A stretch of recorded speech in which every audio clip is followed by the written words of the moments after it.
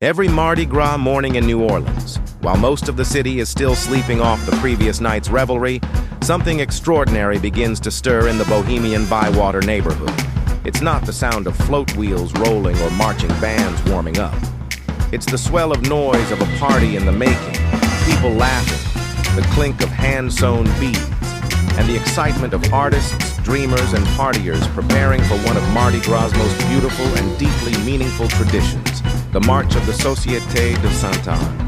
The Société de Sainte-Anne was founded in 1969 by three visionary friends: Henri Schindler, a renowned float designer who would go on to create floats for Rex, the king of carnival, John Newlin, a freelance writer, and Poche, Schindler's creative partner. These men recognized the need for a return to earlier traditions of walking krewes, which at one time were more prevalent but had been overshadowed by the development of larger float parades in the early 20th century. As float parades grew in scale and were forced to move out of the narrow streets of the French Quarter onto broader avenues uptown and in mid-city, something essential was lost. Schindler's heart belonged to the purest form of Mardi Gras traditions, and thus, Sainte Anne was born as a throwback to the old walking krewes that once snaked through the French Quarter during Mardi Gras. The name itself carries profound meaning. Sainte Anne appears in the infancy Gospel of St. James as the mother of the Virgin Mary, making her, as the founders discovered, the grandmother of God. But they also chose the name because many of their friends lived on St. Anne Street in the French Quarter. At 10 a.m. on Mardi Gras Day, St. Anne participants begin their day by waiting for the Storyville Stompers to show up at their chosen location. But the true gathering begins even earlier, around 9 a.m., at the legendary Bud Rip's Bar in the Bywater. The crew also gathers in houses around the Bywater, houses decorated in a mosaic of swirling colors, mythical creatures, and political commentary. Many with hula hoops strung with satin ribbons, like movable maypoles, a Sainte Anne trademark. What sets the Société de Sainte-Anne apart is the incredible artistry of their costumes. Sainte Anne marchers don the most elaborate costumes of the season, following three golden rules. More is more, you must be able to drink, hence the popularity of half-faced masks, and though extravagantly designed, your costume must allow you the ease to relieve yourself. Hours worth of planning, sewing, collecting, and collaborating are poured into a thing of beauty that may only be worn for 4 hours before being disassembled with parts repurposed for the following year. They march in pink satin and tights, in petticoats, kimonos, and lingerie with spikes and balloons. Crazy costumes, decorated wagons, group themes, individuals, all holding their drinks, Bloody Marys, punch, beer. The creativity is boundless, from homemade, decorated wagons to political satire to elaborate costumes following themes.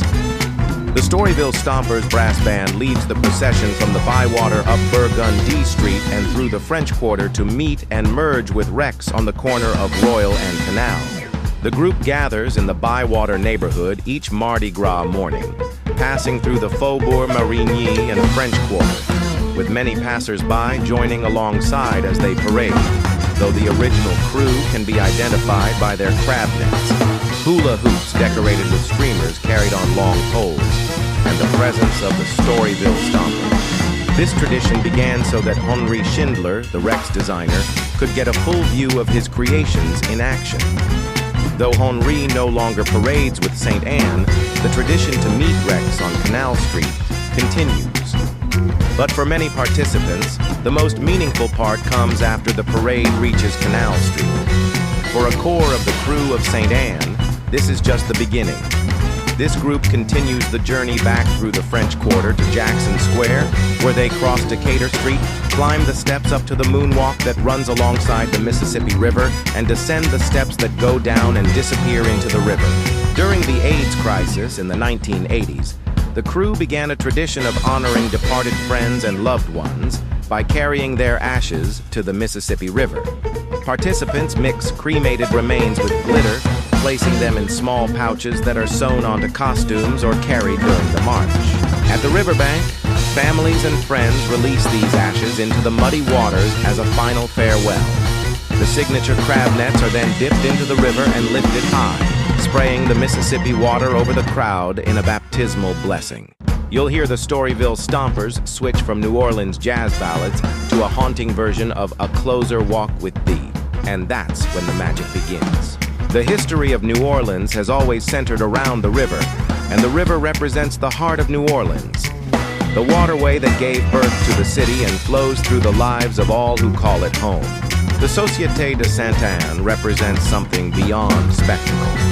It's a celebration of life, art, community, and the bittersweet beauty of memory. It's both joyful and solemn, the latter coming from the tradition of sprinkling ashes of the departed, the former from the joy and spectacle carried along the route, a celebration of life. St. Anne at full force is the world's image of what Mardi Gras should be. Blocks filled with maskers wearing creative costumes, shimmying to a conga beat that echoes off the quarter's ancient buildings. In a city where tradition runs as deep as the Mississippi, the Société de Sainte-Anne reminds us that the most powerful celebrations are those that honor both the living and the dead, the sacred and the profane, the spectacular and the deeply personal.